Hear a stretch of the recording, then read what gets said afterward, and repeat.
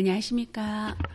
여성 정치 리더십 멘토링 프로그램을 강의하게 된 이미애 교수입니다. 리더십이라고 얘기하는 것은 공동의 목표를 달성하기 위한 한 개인이 집단의 성원들에게 영향을 미치는 과정이라고 할 수가 있겠죠. 그렇기 때문에 리더가 추종자에게 어떤 영향을 미치는가에 따라서 조직과 사회의 발전 방향이 달라진다고 할 수 있습니다. 그래서 정치에 여성 참여를 이끌어내기 위해서는 여성 정치 리더십을 향상시켜야 됩니다. 리더십 이론을 살펴보면 리더는 태어나는 것이 아니라 학습이 된다고 하였습니다. 지금 현재 우리나라에 여성 정치 리더가 부재한 것은 여성 정치 리더로서의 학습 경험이 부족했기 때문이라고 할 수 있습니다. 리더십 개발에서 최고의 전략은 교육과 학습 그리고 훈련이라고 할 수 있죠. 때문에 효과적인 리더십의 필수적인 스킬을 경험을 통해서 학습을 해야 됩니다. 하지만 이런 어떤 경험들이 전혀 부재했던 여성 정치인들에게는 이런 정치 과정 자체에서 경험을 가질 수 있는 기회들이 많이 부족해서 여성 정치인들이 정치에 참여할 수 있는 기회가 많이 부족했다고 할 수가 있겠죠. 그래서 리더십 개발에서 경험이 무엇보다 중요하다는 것입니다. 이에 본 과정에서 여성들이 정치 리더로서의 학습 경험을 할 수 있도록 함으로써 여성 정치 리더로서 거듭남과 동시에 여성 정치 리더 멘토로서의 역할을 수행할 수 있는 계기가 되었으면 하는 바람입니다. 본 과정의 목적은 현재 지역 정치에 관심이 있거나 참여하고 있는 더불어민주당 여성 당원들을 중심으로 정치 리더십 역량을 개발하여 지역사회의 여성 정당 활동의 멘토로서 지역 조직을 이끌어가는 여성 지도자를 양성함을 목적으로 한다고 할 수 있습니다. 본 과정은 3개의 파트로 나누어져 있습니다. 첫 번째는 여성 정치 리더십 오리엔테이션을 통해서 여성 정치 리더십 프로그램이 어떻게 진행되고 있으며 또 그 목적이 무엇인지 기대의 효과가 무엇인지에 대해서 학습을 하도록 하겠습니다. 그리고 여성 정당 활동 멘토링을 통해서는 여성 정당 활동이 무엇이고 정치는 무엇이며 정당 활동은 무엇이며 이 정당 활동을 여성이 할 수 있도록 하는 멘토링 과정, 그러니까 멘토를 양성해서 멘토링을 할 수 있는 자원을 많이 만들어 보자고 하는 그런 역할에서 시작하는 여성 정당 활동 멘토링에 대해서 이야기하도록 하겠습니다. 그리고 선택과 책임에 대해서 이야기하는데 우리가 정치 활동을 하든지 그렇지 않다 하더라도 인간이 살아가는 데서는 매 순간순간 선택을 해야 된다고 할 수가 있겠습니다. 그래서 정책을 선택하고 공약을 선택하고 그리고 그것을 실행하기 위해서 우리가 행동을 선택하고 이런 어떤 선택의 과정들을 연속해서 우리의 어떤 삶들이 이루어진다고 할 수가 있겠죠. 그래서 선택한 것에 대해서 우리가 책임지는 그런 사람이 되기 위한 선택과 책임의 어떤 내용들에 대해서 살펴보고 이 강에서는 여성 정치 리더와 리더십 그리고 여성 정치 미래 비전에 대해서 설계를 하도록 하겠습니다. 여성 정치 리더가 어떤 것이고 어떤 리더십을 가져야 되며 그리고 여성 정치가 앞으로 어떻게 나아가야 될 것인가에 대한 미래 비전 설계를 한다고 할 수가 있겠죠. 그리고 마지막 3강에서는 차세대 AI 시대의 글로벌 여성 리더십에 대해서 살펴보도록 하겠습니다.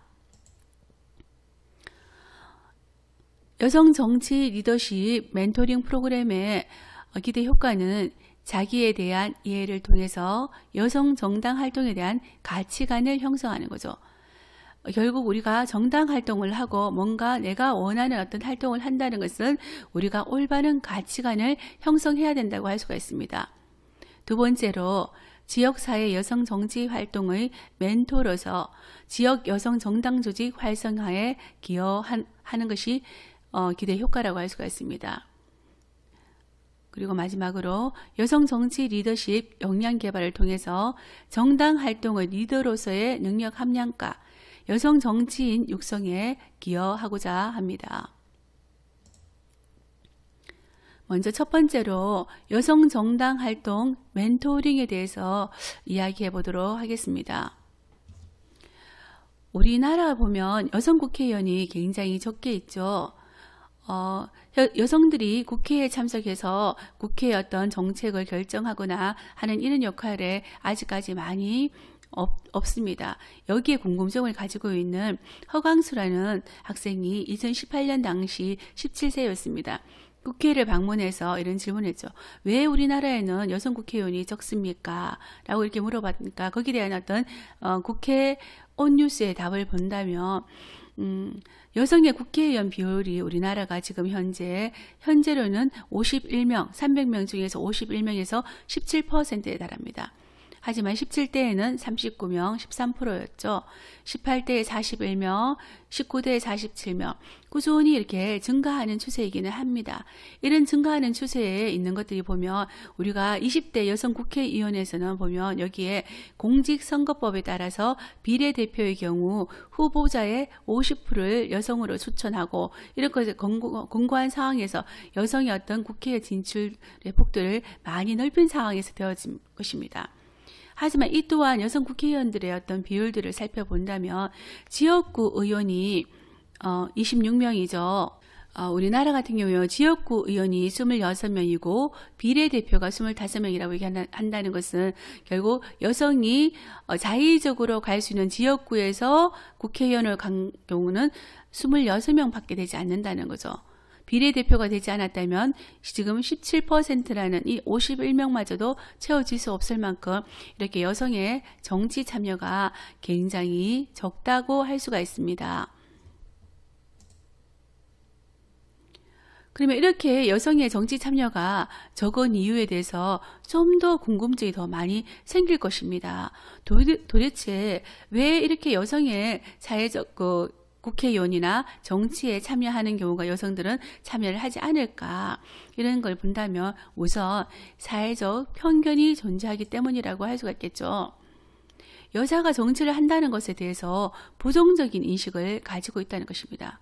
그리고 또 정치는 남자가 하는 것이라는 이런 그릇된 인식 또한 아직도 존재하고 있다는 것이죠. 이런 것은 원시시대에 존재했던 사회적 위협으로부터 신체적인 우위를 가졌던 남성들의 권위의식, 그리고 특히 우리나라가 남성 중심의 가부장적 사회라고 할 수가 있겠죠. 이런 남성 중심의 사회적 분위기로 인해서 여성이 정치를 외면하고 있는 것이라고 할 수 있습니다. 그리고 사회 진출과 성진에 대해서 여전히 성차별이 존재하고 있는 것이 현실이라고 할 수 있겠죠. 때문에 여성의 정치 참여를 확대하기 위해서는 국회의원 선거에 여성 할당제를 도입하는 게 필요하다고 했었고, 그래서 이런 것들을 가지고 도입에 대해서 공직선거법을 통해서 도입에 대한 어떤 공고를 하고 있는 상황입니다. 하지만 이런 것에 대해서 잘 지켜지지 않고는 있다는 것이죠. 이는 여성들이 정치에 많이 참여하지 않는다는 말로 표현하기도 하지만 실제로는 여성이 설 수 있는 자리가 많지도 않습니다. 물론 우리가 여성들이 정치에 많이 참여하지 않는 부분도 있기는 하죠. 그리고 또 이 법적인 부분들이 만들어져 있다고 하더라도 법이 잘 지켜지지 않으니까 비례대표에서 50%를 해야 되지만 이것을 지켜주지 않고, 그리고 여성에게 할당하고 홀수 번호를 부여하게 되어 있지만 이를 어겨도 법적인 불이익을 받고 있지 않기 때문에 법을 지키는 부분들은 좀 많이 미약하다라고 할 수가 있겠죠. 그러면 여성 정치 활성화를 위해서 법을 개정하면 될까요? 네, 법을 개정하면 도움이 많이 된다고 할 수 있겠죠. 현재로는 여성이 스스로 과반수를 차지할 만큼의 역량을 가지고 있지는 않습니다. 왜냐하면 정치라고 하는 것은 어떤 활동의 어떤 과정들을 통해서 저변을 많이 확대해야 되는 거라고 할 수가 있겠죠. 그러나 이런 어떤 시간들을 가지지 않은 상태에서 지금 현재 곧바로 법을 개정한다고 해서 여성 정치가 활성화되지는 않을 것입니다. 하지만 자리가 사람을 만든다고 하죠. 또한 리더는 태어나는 것이 아니라 학습되어지는 것이라는 말이 있듯이 연습을 할 기회가 필요하다는 거죠. 기회는 주지 않고 스스로 개척해야지 평등하다라고 한다고 얘기한다면, 우리가 평등을 주장하고 있는 현대에서 스스로 개척해야지 평등하다라고 얘기한다면, 우리 사회 속에서 존재하고 있는 이런 불평등들을, 그리고 기득권이 가지고 있는 이런 세력들이 신진 세력이 넘어서기에는 많은 어려움이 있다고 할 수가 있습니다.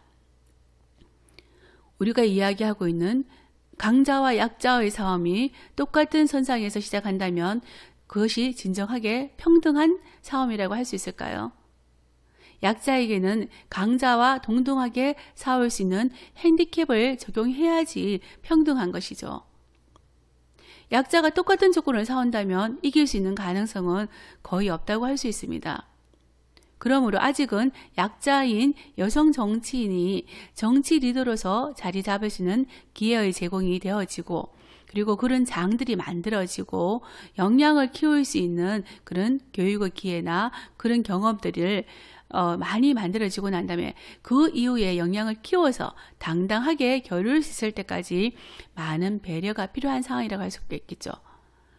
이런 상황이 많이 이끌어지고 난다면, 그런 배려가 필요 없는 상황이 되어진다면 이런 기회의 제공은 분명히 필요할 것이라고 생각합니다. 기회가 되지 않고 기회를 제공하지도 않고 힘을 키울 수 있는 그런 어떤 여건과 그리고 역량도 만들어지지 않은 상태에서 당당히 싸우라고 얘기한다면 결국은 여성들의 자리가 만들어질 수 없다는 것이죠. 이것은 법으로만 지켜지는 것이라죠. 그럼 법만 개정해서는 될 수 없다는 것입니다. 그래서 여성 정치 활성화를 위해서 법만 개정해서는 안 된다는 것이라고 저는 보고 있습니다. 법적으로 많은 장치를 통해서 자리를 준다고 하더라도 현재 정치의 인식이 변하지 않는다면 여성의 참여에 대한 법적인 배려가 되어도 의미가 없을 것입니다. 우리가 아무리 배려를 해서 그 자리를 갈 수 있다 하더라도 그 자리에서 우리가 계속 이끌어 나가고 지켜나가야 되는 이런 상황에서 그것을 할 수 있는 역량들, 그리고 그것을 할 수 있는 것들이 없다면 그 자리는 그냥 무용지물이 될 수밖에 없을 것입니다. 정치를 통해서 사회가 많이 변화되었고 성장하였죠. 하지만 국민들 눈에 비친 정치는 그렇게 아름답지는 않습니다. 물고 뜯는 동물들의 싸움과 같이 내러티브 공격이 난무하는 추잡한 싸움의 한복판에 설 수 있는 용기가 쉽게 생기지는 않을 것입니다. 특히 엄마로서 자식을 향한 내러티브 공격을 참아내기는 어려울 것입니다. 이러한 이유로 사회적 인식이 변화되지 않고 정치가 좀 더 성숙되지 못한다면 여성의 정치 참여에는 여전히 적신호가 꺼지지 않을 것입니다. 그럼에도 불구하고 여성 정치의 참여 활성화를 위한 노력은 계속 지속되어야 되겠죠. 국가는 많은 사람들이 함께 살아가는 공동생활의 터전이라고 할 수 있습니다. 모든 사람이 같은 생각을 하고 살 수는 없습니다. 그러다 보니 사회 속에서 발생하게 되는 많은 문제로 갈등이 생기게 마련이죠. 이 대부분의 문제들은 도덕과 간섭을 통해서 다툼을 해결할 수 있습니다. 하지만 산업이 발전하고 인구가 늘어나면서 발생하게 되는 갈등들도 굉장히 다양해졌죠. 그리고 나날이 복잡해지는 사회의 질서를 도덕과 간섭만으로는 지키기도 어려워지고 많은 사람에게 영향을 미치는 문제들도 점차 많이 증가하게 되는데, 이런 많은 사람들에게 영향을 미치는 중요한 사회 갈등들을 이 갈등들을 해결하기 위해서 이것을 좀 더 슬기롭게 해결하는 것이 바로 정치라고 할 수 있습니다.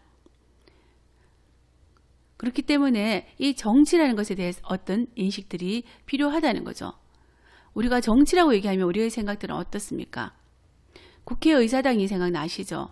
국회의사당에서 국회의원들이 정책을 만들고 나라를 어떻게 이끌어 갈 것인지에 대한 어떤 그런 기본을 세우는 것이 국회라고 할 수가 있습니다.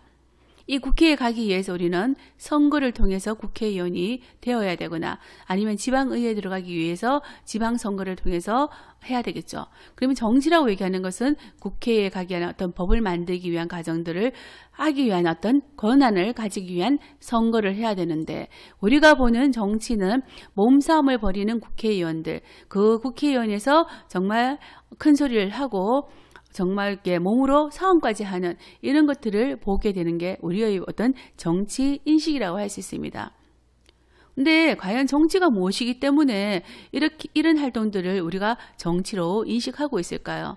그래서 정치에 대한 기본적인 개념부터 먼저 살펴봐야 될 것 같습니다. 정치라고 한다면 좁은 의미로는 국가의 권력을 갖기 위한 모든 활동, 정치는 국가 권력을 갖기 위한 모든 활동이라고 할 수가 있습니다. 물론 그 권력을 유지하기 위해서 경쟁을 하거나 돕는 활동, 이것도 함께 포함된다고 할 수 있겠죠. 정치하면 흔히 떠올리는 대통령과 국회의원들이 정책을 결정하고 추진하는 이런 활동들이 정치라고 할 수가 있습니다. 우리가 좁게 바라보는 정치는 정치인들이 하는 정치를 좁게 바라보겠죠. 그러니까 국가의 권력을 가지고 있는 정치인들이 그들의 권력을 유지하거나 그것을 경쟁하기 위해서 하는 활동들, 그러면서 자기 정당에게 좀 더 유리한 정책을 결정하고 그것을 추진하려고 하는 이런 것을 정치라고 생각하고 있습니다. 하지만 정치는 우리 삶 속에도 굉장히 많이 존재한다고 할 수 있습니다. 넓은 의미로 정치를 살펴본다면 사회생활 중에 생기는 의견 차이나 또는 서로 다른 이해관계를 해결해주는 활동을 정치라고 할 수 있습니다. 그래서 좀 더 가까이 우리 삶에서 찾아본다고 한다면 마을의 주민센터에서 하는 주민회의나 학급회의, 아니면 우리가 간단히 하는 어떤 사람들 간에 관계하는 어떤 문제를 해결하기 위한 회의, 이런 것들도 결국 넓게 보면 정치에 포함된다라고 할 수가 있습니다. 즉 정치는 우리 생활 속 가까이에 차지하고 있다는 것이죠. 정치는 가치의 권위적인 배분이라고 할 수가 있습니다. 좀 어려운 말들은 이제 정치에 대한 어떤 논의를 정리한 것들입니다. 정치는 전체 공동체의 복지와 생존을 위해서 여러 세력들이 차지하고 있는 중요도에 따라서 이 권력들이 서로 권력을 할당해 줌으로써 서로 배분하는 것들이죠. 이 주어진 지배 단위 내에서 존재하는 여러 단위의 세력들을 화해시키는 활동들, 그러니까 각각이 가지고 있는, 내가 가지고 있는 이권들, 그러니까 각각의 집단들마다 자기들의 어떤 권익을 보호하기 위한 이권들인데, 이런 이권들이 서로 다투는, 서로 가지려고 하는 이것을 이렇게 서로 권위적으로 배분을 통해 가지고 이 세력들을 화해시키는 활동이 정치라고 할 수가 있습니다. 정치는 인간 활동에서 가장 중요한 형태이자 인간 집단, 제도, 사회에서 일어나는 모든 집단적인 사회 활동의 핵심으로 정의되어 왔습니다. 그래서 여기에 대해서 잘 본다면 플라톤이 한 이야기를 가지고 정치를 이야기한다면 정치는 인간 영혼의 최고선을 실현시키는 활동이다라고 했죠. 결국 인간의 어떤 최고선을 실현시키는 활동이고, 아리스토텔레스는 인간은 정치적인 동물이라고 했습니다. 그래서 정치적 동물인 인간이 사회 전체의 선, 공동의 선을 실현시키는 일이 정치라고 하였죠. 공동선의 정치는 공동체의 정체성과 도덕적 토대를 형성할 수 있는 좋은 시민의 양성을 위한 교육을 목적으로 하고 있다. 그러니까 공동의 선을 위한 정치라고 하는 것은 우리가 살고 있는 공동체 안에서, 이 안에서 그들의 어떤 도덕적으로 이 자기 정체성을 가지고 도덕적으로 이런 어떤 관념을 가지고 좋은 시민, 그러니까 그 안에 어떤 규칙과 규율들을 지키고 법을 지켜가면서 함께 살아갈 수 있는 이런 좋은 시민들을 양성하는 것을, 교육하는 것을 목적으로 하고 있다는 거죠. 결국 사회 안에서 이렇게 이루어지는 여러 가지 교육을 통해서 인간이 인간답게 살아갈 수 있도록 하기 위한 그런 것들을 만드는 것이 정치라고 하는 것입니다. 이렇게 어려운 말로 하니까 정치가 어렵죠. 그래서 간단히 정치란 무엇인가라고 살펴본다면 정치라고 하는 것은 바로 사람이 사람답게 살 수 있도록 하는 일이다. 정치는 사람이 사람답게 살 수 있도록 하는 일이라고 할 수가 있겠죠. 정치는 사람이 짐승처럼 사는 것이 아니라 동물들처럼 서로 물고 뜯으면서 서로의 어떤 이권을 챙기기 위해서 사는 것이 아니라 서로 조율하고 화합하고 하면서 사람이 사람답게 살 수 있도록 하는 조직과 제도와 행위의 관행이라고 할 수 있습니다. 정치라고 하는 것은 권력의 획득이나 유지를 둘러싼 항쟁 및 권력을 행사하는 활동이 아니라 최대 다수의 최대 행복을 위한 공동체 의식의 회복과 정치 체계의 정당한 목적으로서의 인간의 도덕적, 감정적 욕구 충족을 하는 것이라고 할 수가 있습니다. 그래서 정치하는 사람들이 필요에 따라서는 악인이 될 줄 알아야 된다. 이것이 아니라는 거죠. 그것이 아니라 도덕을 그 근본으로 하여서 모든 일을 바로잡아 사람들의 생활을 풍족하게 하며 군비를 튼튼히 하고 백성들을 믿게 하고 공동체를 실현하여 사람들을 행복하게 하는 것이라고 할 수가 있습니다. 우리가 겪고 있는 많은 일들이 정치적 의사결정을 거친 것이라고 할 수 있습니다. 평범한 사람들의 어떤 일상도 자세히 살펴보면 정치적 결정 과정들을 하나하나 다 거쳤다고 할 수가 있겠죠. 그래서 정치는 더 나은 삶을 하기 위해서는 놓쳐서는 안 되는 요소라고 할 수가 있습니다. 우리가 하고 있는 대중교통 기본요금들 이런 것들도 정치를 통해서 이루어지게 되죠. 국가근로장학제도라든지 최저임금을 어떻게 하겠다는 것도 정치적으로 결정을 하지 않습니까? 그리고 지금 현재 우리가 재난지원금이라든지 소상공인 지원제도 등 굉장히 다양한 제도들이 결국 정치를 통해서 결정하게 된다는 것이죠. 그래서 자신의 생활과 관련된 정책들을 돌아보면 정치가 보인다라고 할 수 있습니다.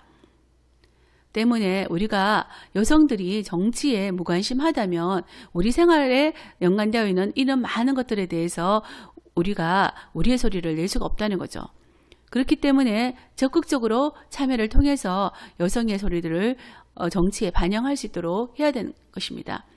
그렇게 하기 위해서 여성들이 정치에 참여하기 위한 정당 활동들, 정치 활동들을 하기 위해서 자신의 상황들을 좀 더 게을리하면 되지 않고 더 많은 노력을 해줘야 된다는 것이죠. 그래서 지금 제가 계속 이야기하고 있는 정치라고 하는 것들이 왜 여성이 정치 참여하는 것이 중요한가에 대한 것들을 이야기하기 위해서라고 할 수가 있습니다. 여성의 정치 참여가 중요한 이유는 성평등성이 민주주의의 공공성과 인간성 실현의 궁극적인 지표가 되기 때문입니다. 공공성을 해결해야 할 많은 문제들이 사실은 여성 문제인 동시에 인간 문제라고 할 수가 있겠죠. 그렇기 때문에 이런 어떤 문제를 해결하기 위해서는 결국 여성이 해결을 해야 된다는 거죠. 여성에 대한 문제, 이것이 해결이 되게 되면 인간 문제는 모두 해결되는 것이라고 할 수가 있습니다. 의회 민주주의의 여성 대표 없이 여성 문제가 해결된다는 것은 불가능하죠. 우리 국회에서 여성이 없는데 여성하고 관계되는 문제들을 잘 해결하기는 어렵다는 것입니다. 그래서 우리 사회에 산재되고 있는 여성에 관계되는 문제들을 해결하기 위해서는 정치 분야에 여성의 참여가 이루어져야 된다고 할 수가 있겠죠. 그리고 정치에 있어서 성변수가 개입되어야 균형적인 사회 발전이 가능하다는 것입니다. 한쪽 성에 이렇게 치우쳐지면 되지 않는다는 것이겠죠. 우리 사회가 겪고 있는 문제를 대처하고 우리 사회를 올바른 방향으로 이끌어내기 위해서 정치 분야의 여성 리더의 참여 확대가 필요하다라고 할 수가 있습니다. 그래서 여성 정치 참여의 본격적인 시작이 바로 정당 활동을 하는 것이라고 할 수 있습니다. 그래서 정당은 곧 공공의 이익의 실현을 목표로 하여서 정치적인 견해를 같이 하는 사람들, 나와 같은 정치적 견해를 가지고 있는 사람들이 자발적으로 조직한 집단을 정당이라고 한다는 거죠. 우리가 정당이라고 하기도 하고 당이라고 얘기하기도 하죠.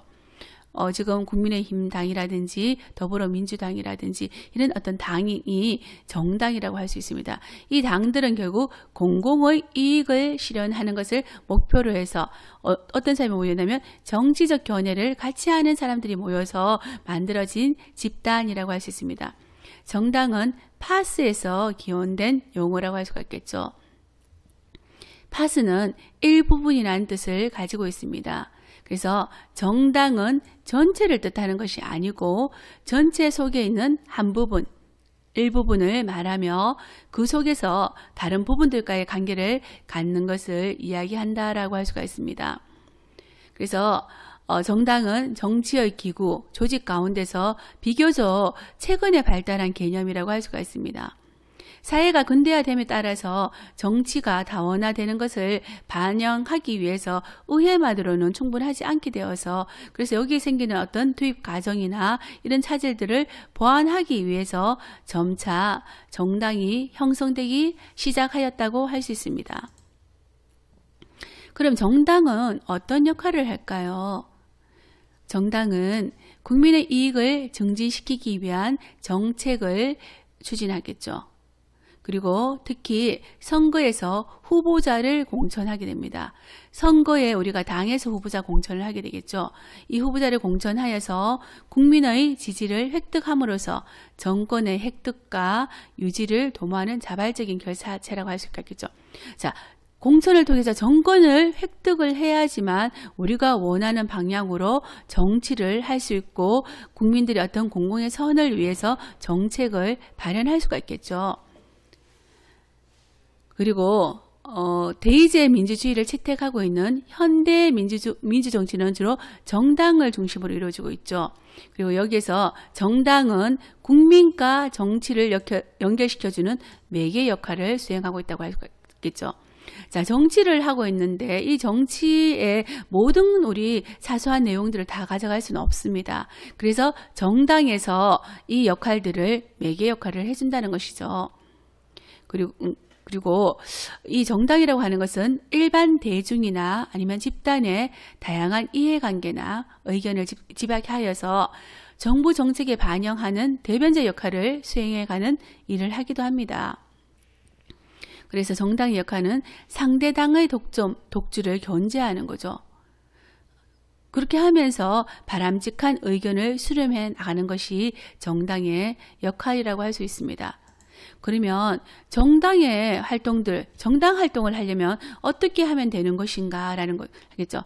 먼저 정당 활동을 하려면 당에 가입을 해야 됩니다.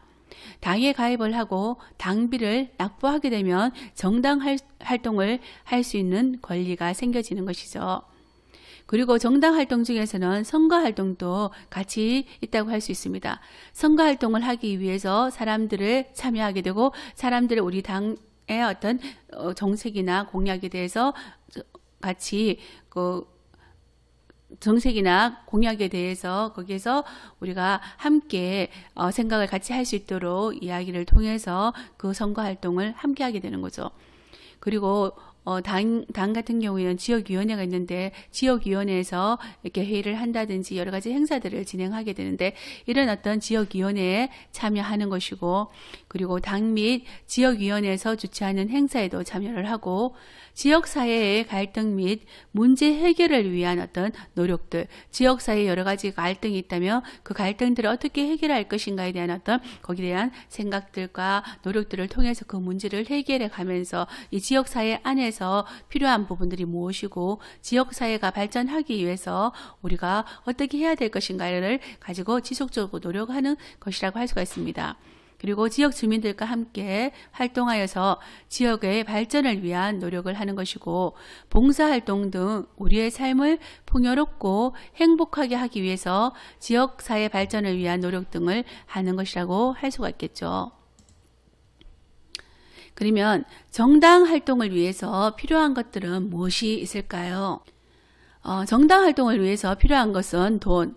우리가 돈이 필요하다고 하겠죠. 근데 정당 활동을 하는데 돈이 있어서 우리가 돈으로 활동하면 좋다고 생각하지만 그것이 아니죠. 정당 활동이라는 것은 함께 사람들이 모여서 활동을 하는 것입니다. 그래서 돈을 많이 쓰고 하는 활동들이 아니라 사람과 사람의 어떤 마음을 모으는 활동들을 하는 것이라고 하겠죠. 그러면 정당 활동을 하기 위해서 권력이 필요하다. 우리가 권력에 의해서 뭔가를 할 수 있는 이런 권력들이 아니라 우리가 밑뿌리, 그러니까 밑뿌리 민초들의 어떤 것들이 함께 어우러져 우리가 함께 활동하는 것들이지 권력이 필요한 것은 아니죠. 그리고 정당 활동을 하면 명예가 생겨진다. 명예가 생기지 않죠. 우리가 사실 정당 활동을 하면서 사람들에게 왜 그렇게 하냐는 얘기를 더 많이 듣게 되고 욕을 먹을 수도 있습니다. 하지만 우리 어떤 그 지역의 발전, 지역의 우리 공동체들의 삶의 어떤 질이나 이런 게 인간이 인간답게 살 수 있도록 하기 위한 그런 상황에서 우리가 정당 활동을 하면서 욕을 먹는다고 하더라도 이런 활동을 계속 하게 되어서 이것이 원하는 바가 이루어졌을 때 그때 굉장히 감사하다는, 고맙다는, 아니면 지역이 발전한 것에 대한 어떤 그런 보답을 받게 되는 것이라고 할 수 있겠죠. 그리고 정당 활동을 하면 무엇보다 중요한 것이 또 건강해야지 할 수 있습니다. 그래서 건강한 어떤 자신을 위한 것들은 지속적으로 우리가 해가야 되는 것이라고 할 수가 있습니다. 다음 정당 활동에서 가장 필요한 것들은 결국 사람이라고 할 수가 있습니다. 많은 사람들이 필요하죠. 당과 같은 뜻을 하는 사람들이 당심을 모아서 뜻하는 바를 위해서 활동하고 하는 것이기 때문에 많은 사람들과 교류하고 많은 사람들과 뜻을 같이 하는 것이 필요합니다. 그러므로 이 많은 사람들과는 우리가 상호 관계를 해야 되겠죠. 이들과 굉장히 상호 관계가 원활하게 하기 위해서 노력을 해야 된다 할 수가 있습니다. 사람이 많이 모였는데 그 안에서 협력이 이루어지지 않는다고 한다면 원하는 바의 목적들을 달성할 수가 없습니다. 그래서 이러한 목적으로 다양한 단체들이 만들어지고, 단체들은 각자의 방법으로 사람들과의 관계를 이어간다라고 할 수가 있습니다. 그러면 성공적으로 우리가 성공적인 정당 활동을 하기 위해서는 어떻게 해야 될까요? 소통해야 되죠. 사람들과 소통을 해야 됩니다. 소통이 긍정적인 소통들을 많이 할수록, 많은 소통을 할수록 정당 활동들이 더 잘 할 수 있다고 하겠죠. 그런 소통의 방법들은 결국 우리가 함께 모여서 토론하고 이야기하고 하는, 교육받고 교육하고 이런 활동들을 하는 것들이죠. 그래서 지역의 현안에 대해서 생각도 하기도 하고 그 문제를 해결하기 위한 어떤 문제 해결 방법들을 또 찾아보기도 하고 직접 만나서 하는 이런 소통들도 있고요. 그리고 메신저죠. 카카오톡이나 문자, 이런 전화 이런 걸 통해서 하는 관계들도 있고, 그리고 인스타나 트위터나 페이스북, 블로그, 밴드 등 이런 다양한 매체를 통해서 소통과 관계를 지속해야 합니다. 그래서 정당 활동을 하는데 이런 정당 활동들을 할 때 과연 어떻게 하면 좋을까? 이런 것들을 다 하게 하려면 너무 많은 어려움이 있을 거라는 생각들이 들겠죠. 이럴 때 필요한 것이 뭡니까? 멘토가 필요합니다. 멘토는 이미 정당 활동을 하고 있는 그 리더들이죠. 여성 정치 리더가 될 수도 있고 남성이 될 수도 있고 내가 바라는 나와 똑같은 뜻을 가지고 있는 정치인이 될 수가 있습니다. 이런 정당 활동을 미리 하고 있는 사람들과 멘티로서 멘토링 과정이 연결되어 있다고 한다면 어떻게 하는 것이 바른 정치고 바른 정당 활동을 하는 것인가에 대한 것들을 우리가 도움을 받을 수가 있겠죠. 만약에 멘토가 있다면 우리가 훨씬 더 쉽게 정당 활동을 좀 더 효과적으로 할 수 있을 것입니다. 우리가 어떻게 활동을 해야 할지 그 길을 알지 못할 때 우리는 내비게이션을 하죠. 이 멘토는 내비게이션처럼 길을 알려주는 사람이라고 할 수 있습니다. 어떤 길을 가야 될지 이 길의 바른 길을 알려주는 게 멘토입니다. 내비게이션이 올바른 길을 알려주지 못한다면 우리가 가고자 하는 목적에 달할 수가 없겠죠. 그렇기 때문에 멘토, 여성 정치 리더십을 올바르게 가지고 가진 그 리더들이 이 멘토와 멘티로서 멘토링 관계를 통해서 가야 될 길을 잘 이렇게 이끌어줘야지만 바른 정당 활동을 할 수 있다고 할 수 있습니다. 그래서 이런 상황이 되어진다면 훨씬 더 성공적인 활동을 할 가능성이 높아지겠죠. 때문에 여성 정치 리더 멘토의 양성 교육은 무엇보다 중요한 교육이라고 할 수 있습니다. 그래서 여성 정치 리더십을 위한 멘토링을 하기 위해서는 멘토링이 무엇인지는 우리가 기본적인 개념은 이해하고 있어야 되겠죠. 멘토링이라고 하는 것은 지식과 경험이 많은 사람이 스승의 역할을 하여 조언과 지도를 받는 사람의 역량을 개발하는 활동으로서 멘토와 멘티가 활동을 하고 있는 과정을 멘토링이라고 한다는 거죠. 자, 멘토링이라고 얘기하면 일단은 멘토와 멘티가 나왔죠. 그죠? 멘토와 멘티가 있고 이 멘토라고 하는 사람은 멘티가 필요로 하고 있는 지식, 기술, 능력을 갖추고 멘티를 이끌어 줄 수 있는 사람으로서 조력자의 역할을 하는 사람. 그러니까 이곳에서 먼저 이 일들을 하고 있어서 경험이 많이 있는 사람. 그래서 지식과 경험이 많이 있는 스승의 역할을 할 수 있는 사람이 멘토가 되는 것입니다. 멘티라고 하는 것은 멘토로부터 도움을 받아 자신의 지식, 기술, 능력, 태도들을 개발, 발전시키고자 하는 사람으로서 조력을 받는 사람.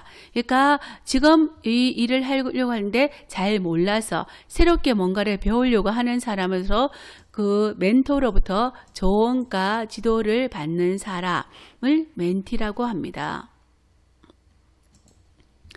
자, 그러면 멘토링은 어디에서 유래되었는지부터 보도록 하겠습니다. 멘토링이라고 하는 것은 그리스 신화에 나오는 오디세우스 왕의 이야기입니다. 이 오디세우스가 트로이 전쟁에 나가면서 친구 멘토르에게 텔레마코스라는 아들을 맡기고 가게 됩니다. 그러니까 10년, 20년 계속 트로이 전쟁을 나가야 되기 때문에 이 전쟁에서 돌아올 수가 없으니까 아들을 혼자 둘 수가 없겠죠. 그래서 이 아들에 대한 교육들을 친구에게 맡기되 그 친구의 이름이 멘토르였습니다. 그래서 멘토르라는 여기서 멘토, 그러니까 스승으로서의 텔레마코스를 돕는 모습, 여기서 창안된 기법이 멘토링이라고 할 수 있습니다. 그래서 멘토링은 텔레마코스를 돕는 멘토르의 모습에서 창안된 교육 기법이다라고 하고, 멘토링이라고 하는 것은 멘토와 멘티 간의 인간관계를 촉진시켜 주면서 멘토링을 통해서 멘티가 그러니까 본인이 가고자 하는 목적과 그것의 지식과 기술들을 배울 수 있도록 해주는 이 사이에서 좋은 관계를 통해서 할 수 있도록 하는 것이죠. 그래서 멘토링에서는 멘티만 성장하는 것이 아니라 멘토와 멘티가 함께 성장하는 것이 훨씬 더 함께 성장할 수 있도록 하는 프로그램이 멘토링 프로그램이라고 할 수 있습니다. 그래서 그들 간의 관계들이 굉장히 돈독해진다고 할 수가 있겠죠. 그러면 여성 정치 리더십을 위한 멘토링에서 보면 영화에서 정직한 후보의 영화인데 라미란이 그 주인공이죠. 여기에서 삼성 국회의원으로 나오는 라미란이 거짓말을 하지 못하게 되는 상황에서 일어나는 그런 에피소드를 이야기하고 있습니다. 정치를 할 때 우리가 어떻게 해야 되는지에 대한 멘토가 정확하게 필요하다는 것을 이 정치를 통해서 이해할 수 있을 것입니다. 그러니까 정치는 쉽게 우리가 할 수 있는 것들이 아니죠. 속마음을 나타내는 것이 아니라 우리가 어떻게 나아갈 것인가를 결정하는 이것을 이야기할 수 있어야 되는데, 물론 우리가 어떤 정책을 하거나 공약을 했다 하더라도 그것을 지키고자 노력은 하긴 하겠지만 거기에 대한 어떤 불안이라든지 그 결과들을 완전하게 가질 수는 없는 것입니다. 그런 부분들을 보고 조금 더 보면서 이야기를 진행하도록 하겠습니다. 온라인 유튜브에 평범해 나오는 보이는 것입니다. 기자회견 현장. 소망한다고 해야겠죠. 그런데 국민들이 똑똑해지면 저 같은 사람은 아주 고라파지기 마련이니까요. 이게 지금 무슨 상황인 걸까요? 불과 며칠 전 사회 연속 당선을 준비 중인 국회의원 상숙. 그녀가 대중들 앞에 나서기 전 가장 먼저 하는 일은 바로 의상교체. 고급 시계는 보관함에, 기스 안 나게. 화려한 구두는 검은색 허름한 구두로, 왜냐? 잠깐. 게다가 별로 안 낡아 보여. 일부러 밟아놓는 디테일한 연출까지. 사무실에선 미소 한 번 안 띠던 그녀가 밖에서는 미소천사가 되어버린다. 해달라는 거 다 해드리지. 어떻게 남편부터 바꿔드릴까? 더 많은 이들이 지켜보는 생방송 토론회에서 그녀의 가면은 더욱 두꺼워지죠. 혈세 낭비 걱정하는 국민들 의견 지금 무시하고 계신다는 생각 안 하십니까, 조 후보님? 전혀요. 지금 엄청 귀 기울이고 있잖아요. 입에 침 하나 안 바르고 거짓말을 하는 사선 짬밥을 보여주고, 이 오키재단 자금 투명성 의혹 해명 안 하십니까? 곤란한 질문은 고도의 발연기로 모면합니다. 너무나 어려운 환경 속에 엄마? 조 후보님, 잠시 쉬었다 갈까요? 집으로 돌아가는 길에도 상숙의 연기는 멈추지 않습니다. 기억도 못하는 동네 주민들 앞에서 무릎은 좀 어떠세요? 아이고, 그런 걸 다 기억해 주시고. 그저 보좌관이 알려준 대로 살가운 이웃 주민처럼 행동하죠. 안녕들 하세요. 이런 상숙을 마중 나온 배드민턴 매니아 남편. 아이고, 날씨도 좋은데 배드민턴 한 게임 할까? 좋죠. 운동화만 잘하시고. 아차차, 운동화 챙겨오는 걸 깜빡했군. 말투에서 묘하게 구린내가 나는데 나 이런 거 그만하면 안 돼. 배드민턴 진짜 할 줄도 모르는데 귀찮아 죽겠네 진짜. 역시 이것 또한 설정이었습니다. 배드민턴 동호회 표가 얼만데. 운동을 좋아하는 건강한 부부 이미지 컨셉이었죠. 나니까 해주는 거야. 나니까. 심지어 현재 거주 중인 아파트도 서민인 척하기 위한 거짓 설정이었습니다. 밤이 되면 몰래 빠져나와 화려한 대저택으로 이동하죠. 됐어. 하지만 뭐니뭐니 해도 가장 심각한 거짓말은 나왔어. 돌아가셨다고 공표한 할머니도 많이 아파? 멀쩡히 살아계시다는 것이었죠. 이년아, 나 죽었다고 뻥치고 다니니까 좋냐? 말 그대로 모든 게 거짓이었습니다. 이제 너나 나나 죽을 때까지 거짓말 치다 가야 되는 거지? 상숙이 가고 혼자 남은 할머니는 그녀를 사랑하는 마음에서 진심 어린 소원을 한 가지 빕니다. 그것은 바로 정신 차리고 착하게 거짓말 안 하고 살게 해주세요, 제발. 거짓말 안 하고 살기. 그렇게 심상치 않은 물줄기가 흐르고 다음날 아침 방금 엄마한테 전화 왔는데 한번 들르래. 밥이나 먹고 가라고.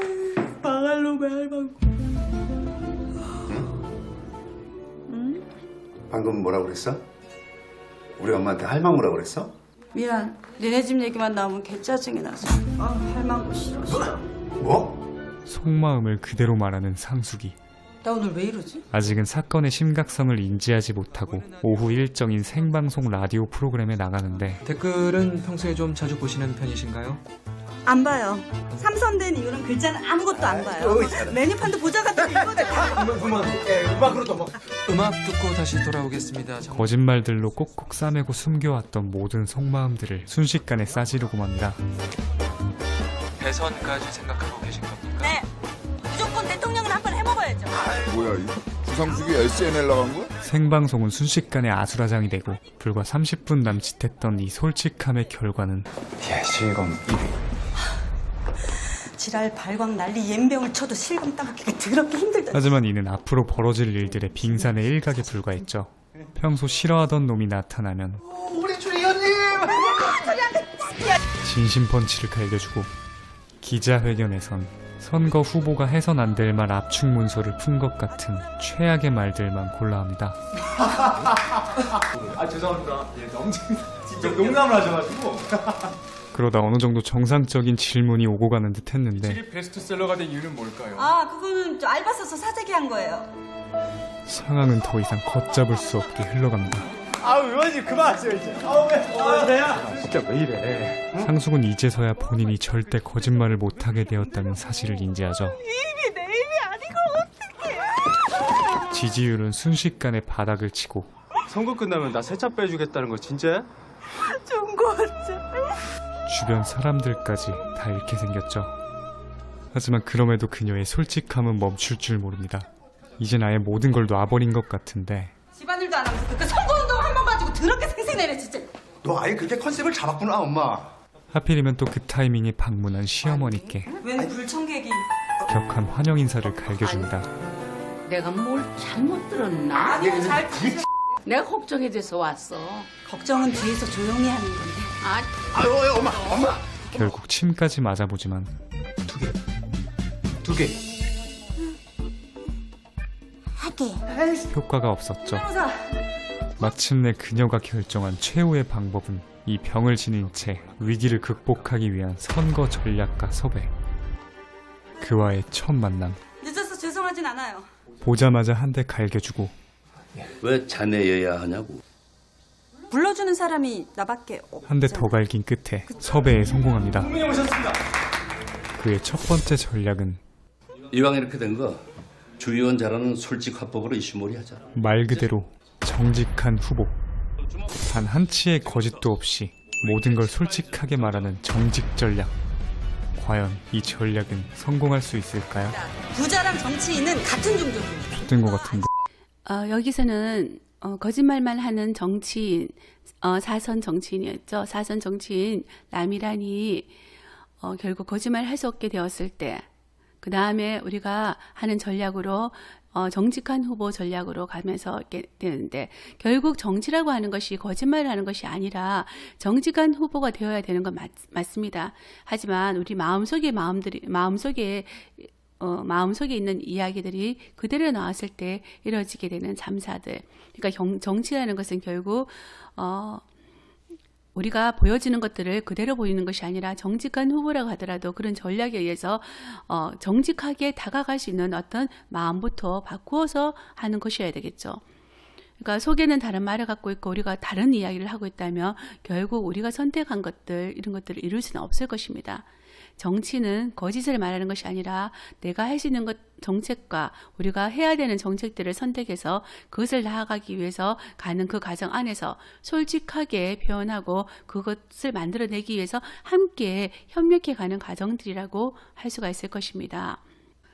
이어서 선택과 책임에 대해서 이야기를 하도록 하겠습니다. 정치를 하게 되면 우리가 정책을 선정하게 되고 공약을 발표하게 되고, 그리고 선택한 정책과 공약을 이루기 위해서 우리가 활동하고 책임져야 된다고 했었죠. 그래서 어떤 것을 선택하느냐가 굉장히 중요하다고 할 수가 있습니다. 우리가 선택한 것에 대해서 책임을 져야 된다고 한다면 선택을 올바르게 하지 못했을 때 우리는 책임을 질 수 없는 상황이 되어지겠죠. 우리가 어떤 것을 선택했다고 한다면 그 선택에 대한 책임은 분명히 본인에게 있다고 할 수가 있을 것입니다. 인간은 살아있는 한 선택을 하지 않을 권리는 없습니다. 인간이 살아있다는 것은 결국 어떤 것을 선택해서 지금 나아가고 있다는 것을 이야기할 수 있습니다. 우리는 매 순간 선택하면서 살아가죠. 단 한순간도 우리가 선택을 하지 않는 것은 없습니다.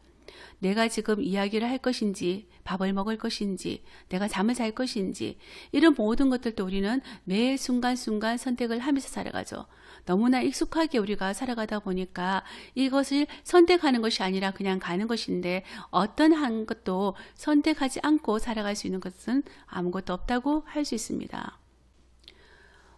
우리는 선택의 무게로 스스로 결정하지 못하고 타인이 결정한 것을 따라가는 그런 타인의 삶을 살기도 하고, 아무것도 결정하지 못하고 그냥 시간을 흘러보내기도 합니다.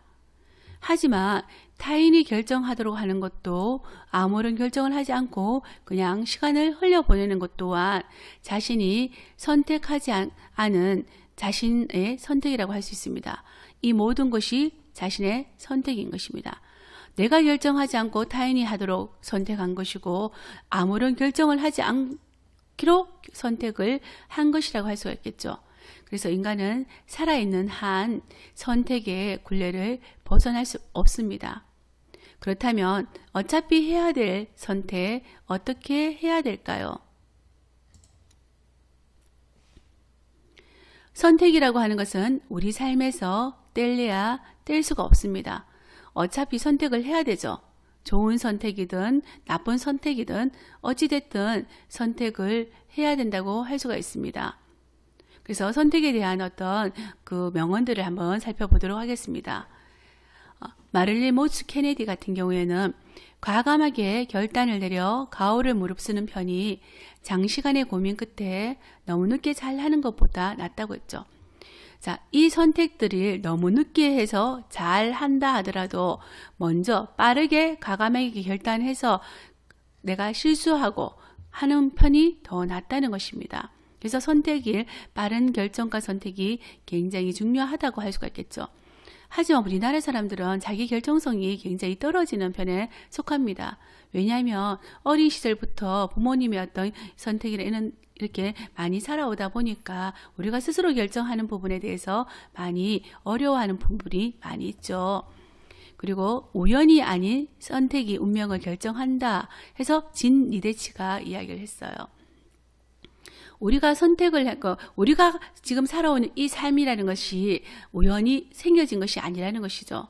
여러분이 지금 현재 이 자리에 있는 것이 우연하게 생긴 것이 아니라 여러분이 선택한 결과에 의해서 지금 이 삶을 살고 있다는 것입니다. 여러분이 어떤 선택을 했는지에 따라서 여러분이 지금 살고 있는 운명을 결정한다라고 할 수가 있겠죠. 여러분이 이 민주당에 와서 여성 정치인으로서 활동을 하겠다고 선택을 했기 때문에 여러분이 민주당의 여성 정치인으로서 있는 것입니다. 여러분이 그 선택이 여기가 아니고 나는 당원 활동을 하지 않겠다라고 한다면 이곳에 없는 거고 또 다른 당을 선택했다면 그곳에서 하고 있겠죠. 그럼 여러분은 전혀 다른 어떤 운명을 맞이할 수밖에 없는 것이라고 할 수 있습니다.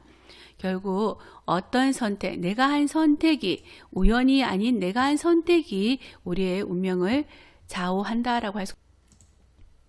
그리고 사람은 이 세상에 아무렇게나 내던져진 존재이다. 그가 어느 길을 가거나 자유이다. 그러나 그 선택에 대한 책임을 져야 한다라고 샤르트르가 이야기를 했습니다. 결국 인간이 가지는 선택은 이 선택을 어떻게든 해야 되고 우리에게 굉장히 많은 자유들이 되어 있지만 우리가 자유롭게 행동하는 것이 아니라 책임을 질 수 있는 선택을 하고 행동을 해야 된다는 것을 이야기하고 있겠죠. 내가 공부하고 싶지 않아서 공부를 하지 않는다는 선택은 그거는 자유롭게 할 수가 있습니다. 하지만 그 뒤에 일어나는 어떤 결정에 대한 어떤 선택으로 인한 책임들은 스스로 져야 한다는 것이죠. 하지만 이렇게 선택을 우리가 매 순간순간 선택해야 된다면 굉장히 많은 선택들의 연속이라고 할 수가 있는데 이런 선택이 어려운 이유는 무엇일까요?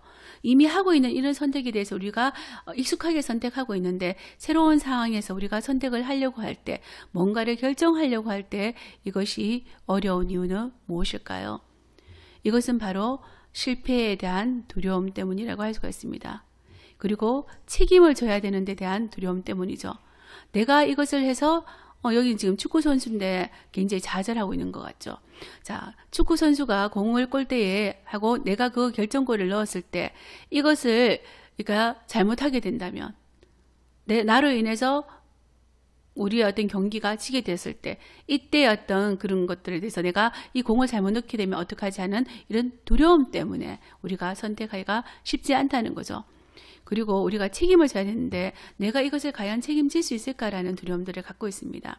내가 한 말에 대한 책임을 져야 되겠죠. 이 책임을 지지 못한다면 우리가 그렇게 결정하는 게 굉장히 어려운 부분이 있다 보니까 이것에 대한 두려움들은 우리를 선택하게 하는데 굉장히 어려움이 있습니다. 내가 과연 이 일을 해낼 수 있을까? 이것은 결국 내가 이 일에 대해서 내가 선택했기 때문에 이 일을 책임져야 된다는 것을 이야기하고 있다는 거죠. 그래서 선택은 책임이 따르기 때문에 어려운 것이라고 할 수가 있습니다. 그렇다면 선택을 잘 하기 위해서는 어떻게 하면 될까요? 선택을 잘하게 하기 위해서는 내가 원하는 것이 무엇인지 알아야 된다고 할 수 있습니다. 내가 원하는 게 무엇인지 모르는 상태에서는 선택을 할 수가 없겠죠. 여기 그림 같은 경우에는 보면은 지금 이 남자가 여자에게 프로포즈를 하고 있는 상황이죠.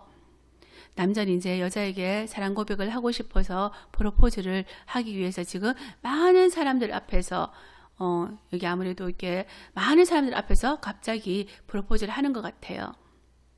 이렇게 프로포즈를 하는데 내가 원하는 것은 프로포즈를 통해서 프로포즈를 성공해서 이 여자와 사귀고 싶은 욕구들이 많이 있는 것들이죠. 내가 원하는 게 내가 사귀고 싶어요. 그래서 나는 이렇게 프로포즈를 통해서 결혼 프로포즈를 하게 되는 거죠. 과연 성공을 했을까요? 그리고 또 우리가 식당에 가서 케이크 속에 반지를 숨기거나 이렇게 해서 그 프로포즈를 하거나 깜짝 이벤트를 하는 경우도 많이 있죠. 이런 것들을 과연 여자분들이 좋아할까요? 자, 이렇게 남성이 자신이 원하는 여자친구와 사귀고 싶다든지 아니면 여자친구와 결혼을 하고 싶다든지 이런 어떤 목적을 가지고 원하는 것을 가지고 이렇게 본인이 원하는 방향으로 이벤트를 추진하게 됩니다. 이렇게 추진하게 된다면 성공할 수도 있고 실패할 수도 있습니다.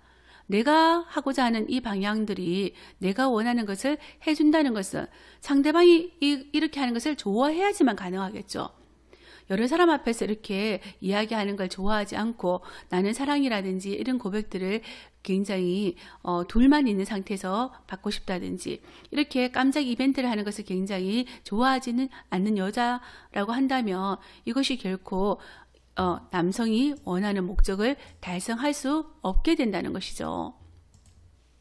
그래서 내가 원하는 것을 얻기 위해서 행동할 때 나는 어떻게 하면 될지를 생각하고 행동을 해야 됩니다.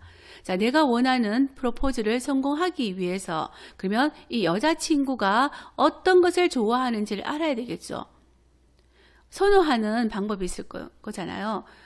둘이서 하는 걸 좋아할 수도 있고 아니면 많은 사람 앞에서 하는 걸 좋아할 수도 있고 많은 사람 앞에서 했을 때 굉장히 부끄러움을 타는 사람도 있을 수가 있겠죠.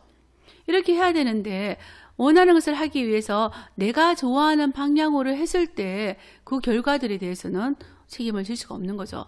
내가 원하는 것을 선택해서 하게 된 행동의 결과에 대한 책임은 내가 져야 된다는 거죠.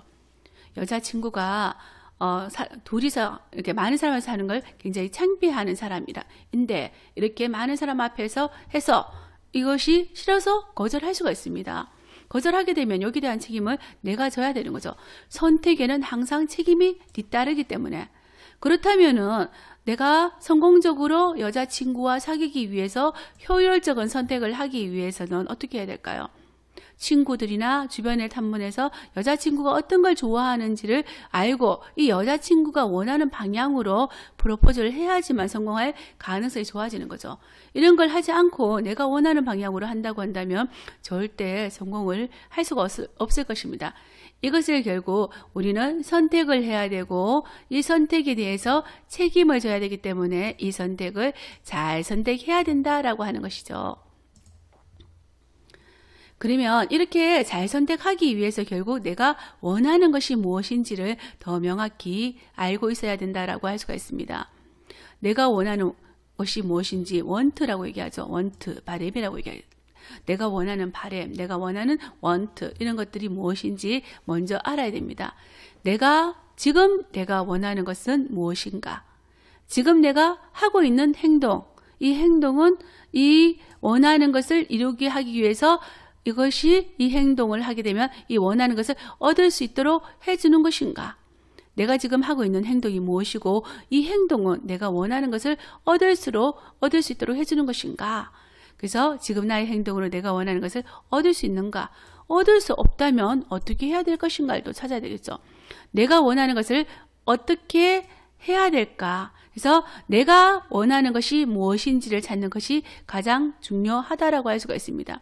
우리는 이야기하고 내가 말하는 것이면 이게 진짜 내가 원하는 것이라고 생각할 수 있어요. 아이들이 엄마 앞에서 울거나 이렇게 할 때 아이들이 원하는 것이 무엇입니까?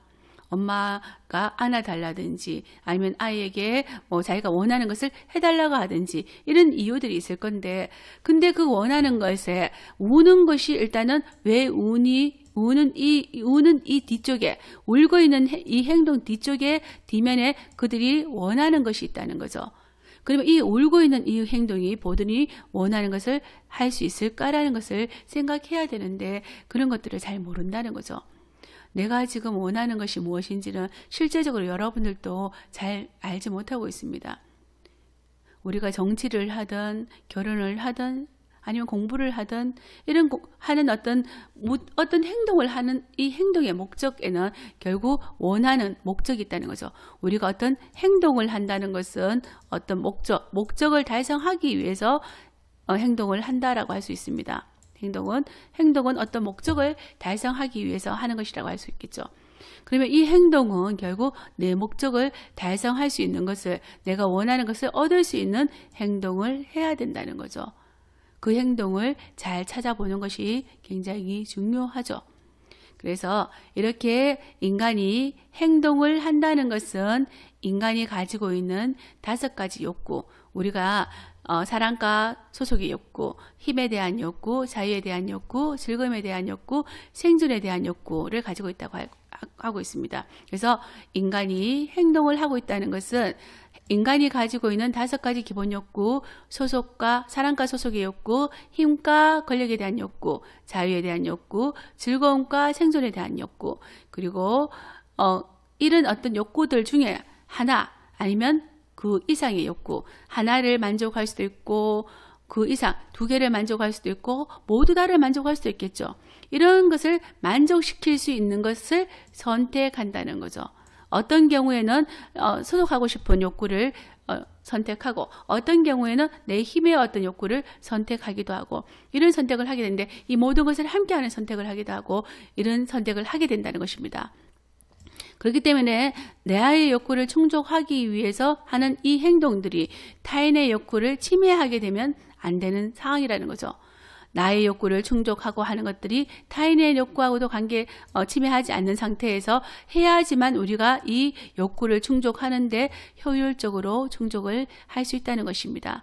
인간은 누구나 자신의 삶에 대해서 주인이 될 수 있고 자신의 삶을 통제하며 자신의 삶의 주인이 되었을 때 행복감을 느낄 수 있다는 것이죠.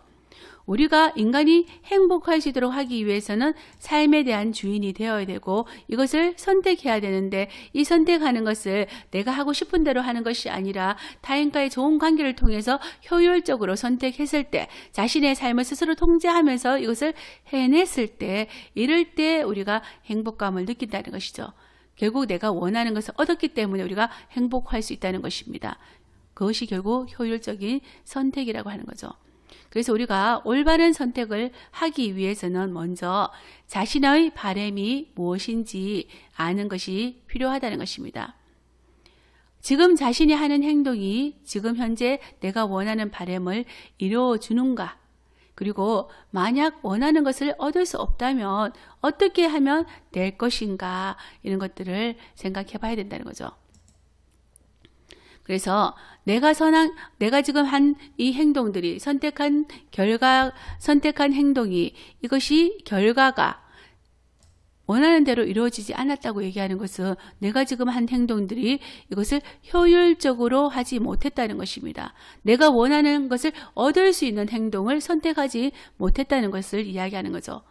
본인이 선택한 행동이 자신의 욕구를 충족시키는 효율적인 선택이 되지 못했다는 것이 원하는 것을 이루지 못했다는 것입니다.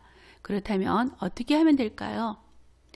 진짜 자신이 원하는 것이 무엇인지 먼저 알아야 되는 거죠. 우리가 바깥에서 얘기하고 이것이 아니라 마음 깊숙이 있는 우리 진짜 리얼리죠. 리얼 원트를 알아야 된다는 것입니다. 리얼 원트를 알아야 된다는 거죠. 이 원하는 것을 하기 위해서 어떻게 하면 될 것인지를 계획하고 실천해 나가야 된다는 것이죠. 자, 내가 진짜 원하는 리얼 원트가 무엇인지 먼저 알아야 되고 이것을 하기 위해서 어떻게 하면 되는지 방법을 찾아서 이 방법을 계획하고 꾸준하게 실천해 나갔을 때 내가 원하는 걸 얻을 수 있다는 것입니다. 단 지금 하는 이런 실천 행동들은 항상 그렇게 할 수 있어야 되는 것이죠. 자, 우리가 다이어트를 하기 위해서 뭔가 시도했는데 이 다이어트에 우리가 계속 실패하죠. 왜냐하면 다이어트를 무리하게 하고 있기 때문에 그렇죠. 왜냐하면 빠르게 다이어트를 하기 위해서 무리한 다이어트를 하게 되니까 이 일을 지속적으로 계속하는 게 어렵다는 것입니다. 결국 내가 원하는 것을 이루기 위해서 어떤 것을 계획하고 실천할 때는 항상 그렇게 할 수 있는 것부터 실천해서 해야 되는 거죠. 항상 그렇게 한다면 실패할 일이 없다는 것입니다. 근데 우리는 그렇게 하지 못하죠. 그래서 선택을 하고 올바른 선택을 한다는 것은 결국 내가 항상 원하는 것이 무엇인지 알고 이 원하는 것을 이루기 위해서 차근차근 하나부터 차근차근 계획하고 실천하면서 항상 그렇게 움직이게 된다면 여러분이 원하는 것을 얻을 수 있다는 것입니다. 정치든 무엇이든 내가 원하는 것은 내가 계획한 방향대로 그렇게 살아간다면 효율적인 선택을 한다면 그것이 가능하다는 것이죠. 그래서 나의 선택에 대한 책임을 지기 위해서는 우선 내가 원하는 것이 무엇인지 알아야 되고 내가 하고 있는 행동이 원하는 것을 얻는데 도움이 되는지 판단을 해야 되며 내가 하는 행동이 원하는 목적을 달성하지 못한다면 어떻게 하면 원하는 것을 얻을 수 있을지 생각한 후에 행동을 하고 내가 원하는 것을 얻기 위해서 상대방의 욕구를 침해해서는 안 된다는 거죠. 상대방의 욕구를 침해하게 되면 그들이 나에게 또 그 욕구가 억압되었기 때문에 그 욕구들 때문에 갈등이 생겨질 수밖에 없습니다. 그래서 그렇게 하면 안 된다는 거고 그리고 내가 선택한 행동에는 항상 책임이 따르는 것을 명심하고 그 선택을 올바르게 하기 위해서 노력해야 된다라고 할 수가 있겠죠. 이상으로 여성 정치 리더십 멘토링 프로그램 수업을 모두 마치도록 하겠습니다. 감사합니다.